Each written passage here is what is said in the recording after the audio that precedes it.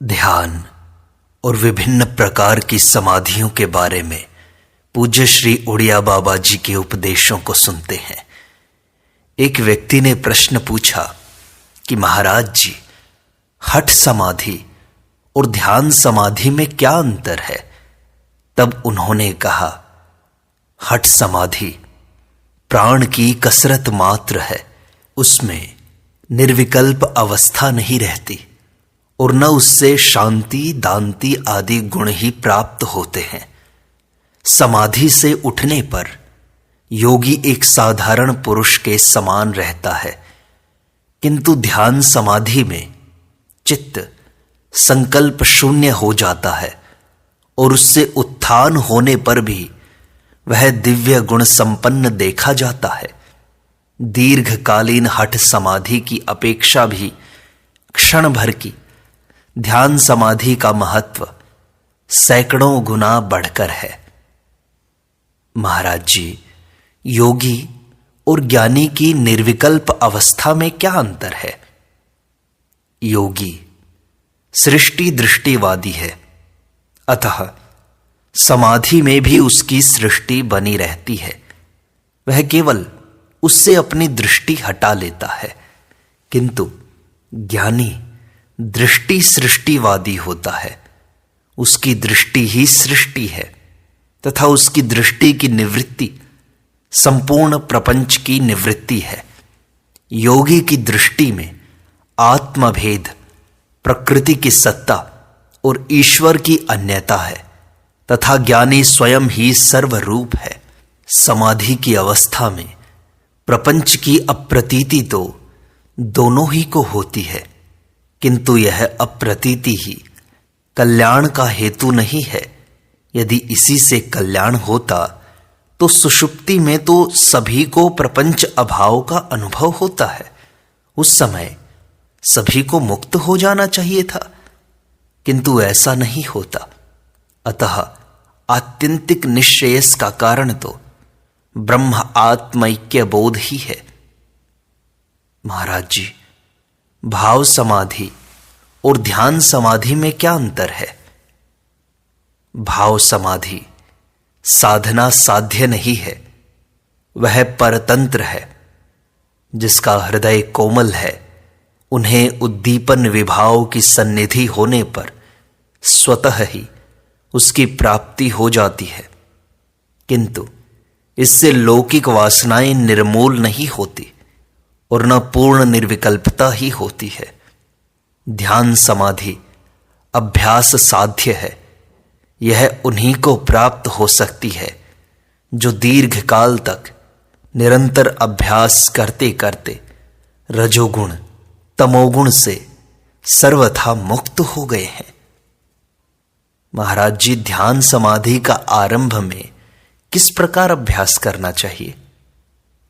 भूत और भविष्यत के चिंतन को छोड़कर एकांत स्थान में एक आसन से कम 2 घंटा बैठकर नियमित रूप से भगवान के स्वरूप का चिंतन करना चाहिए।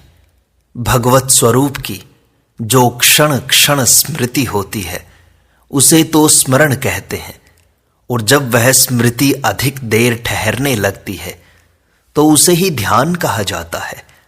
जैसे जैसे भगवान में आसक्ति होती जाएगी, वैसे वैसे ही वृत्ति ठहरती जाएगी।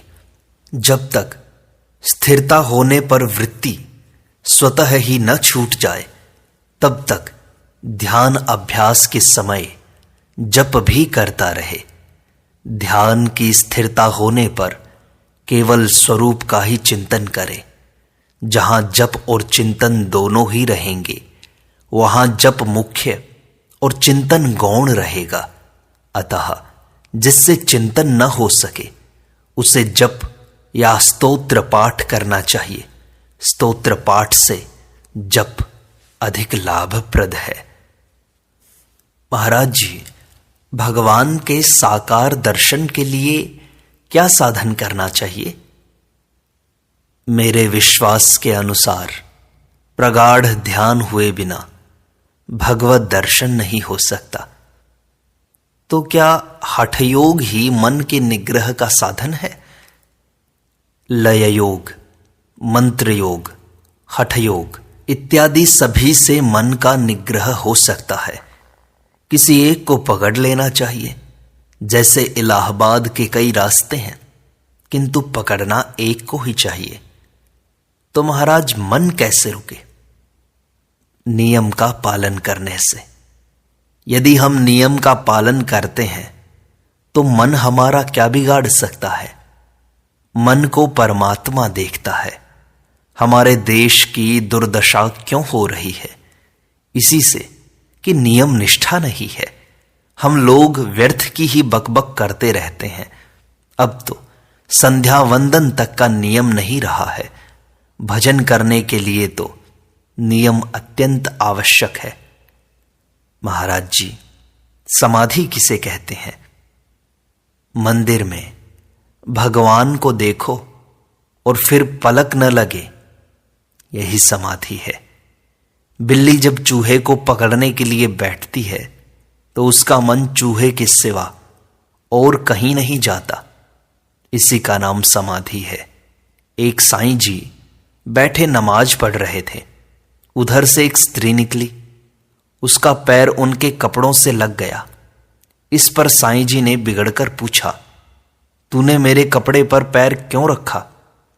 स्त्री बोली, तू खुदा की इबादत कर रहा था या मुझे देख रहा था? बस बाह्य ज्ञान न रहे, इसी का नाम समाधि है। महाराज जी, ध्यान लगता नहीं है, कैसे लगाया जाए? रो पीटो, भगवान तो है ही। जब वे देखेंगे कि यह रो रहा है और ध्यान के लिए मरने को तैयार है तो अवश्य ध्यान लग जाएगा। किंतु रो सच्चे हृदय से, झूठे रोने से कुछ नहीं होगा। महाराज जी, स्मृति, ध्यान और समाधि में क्या अंतर है? हर समय इष्ट देव की याद करना स्मृति है। चित्तवृत्ति को एकाग्र करके इष्ट रूप में ठहराना ध्यान है। और ध्यान की बढ़ी हुई अवस्था ही, जिसमें ध्याता और ध्येय के भेद की स्फूर्ति नहीं होती, समाधि है। शरीर, प्राण और चित्त की समता अर्थात स्थिरता होने पर ही समाधि होती है। ये नियम अष्टांग योग की समाधि के लिए हैं। भाव समाधि के लिए इनकी आवश्यकता नहीं है और न वह करने से ही होती है। वह तो भाव की दृढ़ता होने पर स्वयं ही हुआ करती है। जिस समय वह होती है उस समय आसन और प्राण भी स्वयं स्थिर हो जाते हैं। आसन और वृत्ति, इन दोनों ही को स्थिर रखकर अभ्यास करना चाहिए। मैं संपूर्ण प्रपंच से भिन्न हूं, ऐसी भावना करने से चित्त की साम्य अवस्था हो जाती है। यही चित्त की निर्विशेष स्थिति है। इसका काल अधिक बढ़ने पर चित्त विलीन हो जाता है। आसन पर 4 घंटे बैठकर यदि मनोराज्य होगा तो गर्मी बढ़ जाएगी, किंतु यदि चित्त लीन हो जाए तो 6 घंटे बैठने पर भी गर्मी नहीं बढ़ेगी। इसका कारण यह है कि मनोराज्य में तो चित्त को काम करना पड़ता है, परंतु लीन हो जाने पर चित्त शांत हो जाता है। स्थिर सुखमासनम, इस सूत्र के अनुसार स्थिर आसन रखकर ध्यान करना चाहिए। चेतन तत्व की भावना पूर्वक इष्ट का ध्यान 10 मिनट प्रतिदिन करने से अभ्यास का फल प्रतीत होगा। 30 मिनट के अभ्यास से विशेष अवस्था प्रतीत होगी और 1 घंटा 35 मिनट के अटूट ध्यान से देह अनुसंधान की निवृत्ति यानी समाधि हो जाएगी। यह परम योग है। 1 घंटा ध्यान के अभ्यास से सर्वत्र ध्येय ही दिखाई देगा। ध्यान से ज्ञान होता है। ध्यान बिना ज्ञान रह ही नहीं सकता। कम से कम 10 मिनट तो प्रतिदिन ध्यान करना ही चाहिए। इससे एकाग्रता बढ़कर शनै ही तद्रूपता हो जाएगी। एकाग्रता या संयम ही मुख्य है। चिंतन स्मरण से सब कुछ हो जाएगा। चिंतन का अभ्यास जितना बढ़ेगा उतनी ही संसार से विरक्ति और भगवत प्रेम की प्राप्ति होगी। मनोराज्य पूर्णतया केवल भगवत संबंधी ही होना चाहिए, अर्थात मन को प्रभु के रूप एवं लीला के ध्यान में ही पूर्ण रूप से लगाना चाहिए। विवेक और वैराग्य से मनुष्य की विषय अभिलाषा जाती रहती है, किंतु उसकी वासना निर्मूल नहीं होती। विषय की सन्निधि में वह सर्वथा निर्विकार नहीं रह सकता। ऐसा तो तभी हो सकता है जब उसी विषय में संयम, धारणा, ध्यान और समाधि करते हुए त्रिपुटी का लय हो जाए। इससे विषय की विषयता मारी जाती है और सर्वत्र सामान्य सत्ता ही प्रतीत होती है। किसी भी विषय का ध्यान करते हुए एक बार त्रिपुटी का लय हो जाने पर फिर चाहे जब चाहे जिस विषय में ऐसी स्थिति प्राप्त की जा सकती है। पहले ध्यान एवं मानस पूजा का अभ्यास बढ़ाकर मन स्थिर करने की चेष्टा करनी चाहिए। मन अधिक ठहरने से भगवान में अनुराग होता है। आरंभ में मन ठहराना कठिन होता है। मन न लगे तो मानस जप करना चाहिए। कुछ काल अभ्यास करने के पश्चात थोड़ा थोड़ा आनंद आने लगेगा। फिर कुछ समय तक अभ्यास दृढ़ हो जाने से अधिक ध्यान करने का उत्साह उत्पन्न होगा। उसके पश्चात ध्यान की मात्रा अधिक हो जाने से चित्त भगवत प्रेम में डूब जाएगा। यही अवस्था साधन का पूर्ण पद है। इसी को भगवत साक्षात्कार समझना चाहिए। साक्षात्कार 3 प्रकार का होता है। इष्ट देव का प्रत्यक्ष दर्शन, स्वप्न दर्शन और तल्लीनता। इनमें स्वप्न दर्शन अधम, प्रत्यक्ष दर्शन मध्यम और तल्लीनता उत्तम है। तल्लीनता के पश्चात साधक जगत को स्वप्नवत देखता है। जब तक ऐसा शुभ दिन प्राप्त न हो तब तक कष्ट सहन करके श्रद्धा और धैर्य के साथ भजन साधन करना चाहिए। कितने ही साधक संसारी कर्म त्याग कर दिन रात जप करते रहते हैं, परंतु किसी प्रकार का कष्ट उपस्थित होने पर वे उसे सहन करने में असमर्थ होते हैं। इसका कारण केवल ध्यान का अभाव है। इसलिए जप के साथ मानस पूजा, ध्यान और ईश्वर प्रार्थना भी करनी चाहिए। प्रातः, मध्याह्न, संध्या और शेष रात्रि में ध्यान करने से विशेष एकाग्रता होती है। मंत्र ध्यान स्थूल है, चिंतनमय ध्यान सूक्ष्म है और चिंतन रहित ध्यान पराभक्ति है। ध्यान आरंभ करते समय पहले ध्येय मूर्ति के चरण से मस्तक पर्यंत मन को घुमाना चाहिए। प्रारंभ में 6 मिनट से अधिक ध्यान नहीं करना चाहिए। ध्यान अधिक होने से धीरे धीरे मन की शांति होती है। जिस दिन ध्यान अधिक हो और जप कम हो उस दिन कोई चिंता नहीं करनी चाहिए, किंतु यदि अधिक जप हो और ध्यान कम हो तो उसके लिए चिंतित होना चाहिए। जप और ध्यान में चित्त न लगने पर जिस पुस्तक में तुम्हारा अधिक प्रेम हो उसका पाठ करो। अधिक पुस्तकें देखना भी भजन का विघ्न है। वायु रहित स्थान में निष्कंप, स्थिर और शांत भाव से आधा आधा घंटा बैठने का अभ्यास करो। ध्यान निष्ठा में सांसारिक वस्तुओं की इच्छा और काम, क्रोध आदि उद्वेग बहुत बड़े विघ्न हैं। इसलिए इनसे सर्वदा बचना चाहिए। संकल्प त्याग का अभ्यास करने से निश्चय ही भगवान मिल जाते हैं, इसका मैं ठेका लेता हूं। एकांत देश, तृष्णाहीनता, अप्रयत्न और प्राणायाम, ये 4 बातें ध्यानी के लिए अनिवार्य हैं। लय, विक्षेप, कषाय और रस आस्वादन, ये 4 ध्यान अभ्यास के प्रधान विघ्न हैं। इनके कारणों का विभाग इस प्रकार है। लय का कारण है अति भोजन, अन्न का न पचना, प्रपंच में क्रीड़ा, व्यर्थ प्रलाप, निद्रा की न्यूनता या अत्यधिकता तथा मादक द्रव्यों का सेवन। विक्षेप का कारण अनात्म पदार्थों में सत्य बुद्धि तथा आसक्ति। कषाय का कारण मन को भोगों से हटाने में जो क्लेश होता है उसके कारण मन पर दया करना। रसास्वाद का कारण अल्प सुख में कृतकृत्यता मान लेना।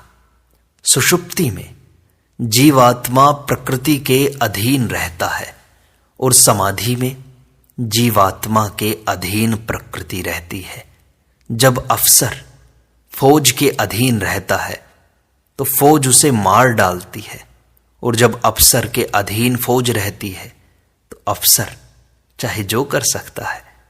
जिसे आधा घंटा निर्विकल्प समाधि हो जाती है वही सूक्ष्म सृष्टि को देख सकता है, क्योंकि सजातीय होने पर ही अपनी जाति की सृष्टि से संसर्ग हो सकता है। अतः जो अपने सूक्ष्म शरीर को स्थूल शरीर से अलग कर सकता है वही सूक्ष्म सृष्टि को देख सकता है। आंखें खुली रखकर ध्यान करना हो तो पलकों पर पूरा ध्यान रखें कि वे हिले नहीं, कारण कि आंखों से ही सारा संसार आरंभ होता है। जिस समय ध्यान के लिए सीधा होकर बैठे तो शरीर को बिल्कुल ढीला छोड़ दे तथा श्वास खींचने और छोड़ने का प्रयत्न भी न करे। शरीर को हिलाने की चेष्टा न करे, बल्कि न हिलने का ही लक्ष्य रखे। ऐसा करने से अनायास ही केवली कुंभक हो जाता है, और केवली कुंभक सिद्ध होने पर संसार की ऐसी कौन सी वस्तु है जो सिद्ध न हो सके। इच्छा, क्रिया और ज्ञान, इन तीनों का परस्पर संबंध है।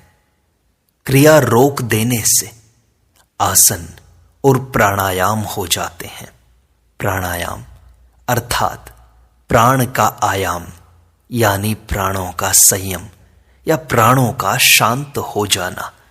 इसी प्रकार इच्छा की निवृत्ति होने पर धारणा और ध्यान हो जाते हैं, तथा इच्छा पूर्वक क्रिया न करने पर क्रिया की शांति अर्थात समाधि हो जाती है। ज्ञान तो मानो एक अवसर है जो सबका साक्षी मात्र है। करने धरने वाली इच्छा है और क्रिया उसका व्यापार है। ध्यान का अभ्यास परिपक्व हो जाने पर निद्रा कम हो जाती है, क्योंकि ध्यान ही से निद्रा जनित सुख भी मिल जाता है। इसी से ध्यान अभ्यासी पुरुष 1-1.5 घंटा सोकर भी रह सकता है। जब ध्यान स्वाभाविक हो जाता है तो फिर आराम की इच्छा नहीं रहती। जब चित्त से विक्षेप निकल जाए तभी ध्यान पूरा हुआ समझो। चिंतन से चिंतन दूर होता है। जब भगवत चिंतन पूर्ण हो जाता है तो जगत चिंतन स्वयं छूट जाता है। चिंतन को ध्यान भी कहते हैं। ध्यान के समय शरीर को मन के साथ मिलाना नहीं चाहिए। यदि मन स्थिर न हो तो भी शरीर को नहीं हिलने देना चाहिए। इस प्रकार शरीर को स्थिर रखकर चित्त को एकाग्र रखने का प्रयत्न करें। पहले तो समाधि और जागृति 2 ही अवस्थाएं थीं। पीछे स्वप्न और सुषुप्ति और बढ़ गई। यदि कोई 8 घंटा समाधि में रह सके तो फिर 16 घंटा जागृति में रह सकता है। उसे सुषुप्ति की आवश्यकता नहीं होगी। 6 घंटे से कम समाधि होने पर तो सुषुप्ति में रहना ही पड़ेगा। ध्यान में हठ की आवश्यकता है। एक लक्ष्य में वृत्ति को स्थिर करके तद आकार रखना ही हठ है। इसी से तो इसके सिद्ध होने में जन्म जन्मांतर लग जाते हैं। रास्ता चलने से वह मार्ग ही आगे का रास्ता भी दिखा देता है। सत्संग से भी इसमें कुछ सहायता मिलती है, किंतु यह गौण पक्ष है। मुख्य पक्ष तो यही है कि गुरु जो कुछ बताए उसी पर दृढ़ता पूर्वक लगा रहे। चाहे ज्ञान हो या भक्ति, जब तक विक्षेप निवृत्त नहीं होगा तब तक सुख नहीं मिल सकता। विक्षेप की निवृत्ति न होने से ज्ञानी और भक्तों में भी आसुरी संपत्ति रह जाती है। देखो, शिशुपाल आदि को भगवान मिल गए थे तो भी उनका आसुरी भाव निवृत्त नहीं हुआ। प्रशंसनीय तो वही ज्ञान और भक्ति है जिनमें दैवी संपत्ति रहे। यह विक्षेप की निवृत्ति ध्यान द्वारा निर्विकल्प समाधि प्राप्त होने पर ही होती है। रोग आदि के कारण विस्मृति होना बुरा है, किंतु ध्यान या प्रेम से विस्मृति होना अच्छा है। गाढ़ सुषुप्ति तमोगुण की पराकाष्ठा है और समाधि सत्वगुण की पराकाष्ठा है। सुषुप्ति में अज्ञान के कार्य का लय हो जाता है और कारण स्वरूप अज्ञान रह जाता है, तथा समाधि में सत्वगुण के कार्य का लय होकर कारण रूप विशुद्ध सत्व रह जाता है। सत्वगुण की इस स्थिति को प्राप्त करने के लिए प्रयत्न करना पड़ता है। इसलिए यह जन्य है और सुषुप्ति प्रपंच से थकावट होने पर स्वभाव से ही होती है। इसलिए जन्य नहीं है, और जन्य होती है उसे अवस्था ही कहते हैं। जब लड़की छोटी होती है तो अपने पिता के अधीन रहती है, किंतु युवती होने पर वह अपने पति को अपने अधीन कर लेती है। इस प्रकार समाधि प्राप्त होने पर माया अपने अधीन हो जाती है। सारी सिद्धियां समाधिस्थ पुरुष के पीछे पीछे चलने लगती हैं। सुषुप्ति में जीव भगवान के अधीन रहता है, किंतु समाधि में भगवान जीव के अधीन हो जाते हैं। समाधि तो 80,000 वर्ष तक की सुनी गई है, किंतु सुषुप्ति अधिक नहीं बढ़ सकती। सुषुप्ति में अज्ञान रहता है और समाधि में ज्ञान की स्थिति मानी गई है।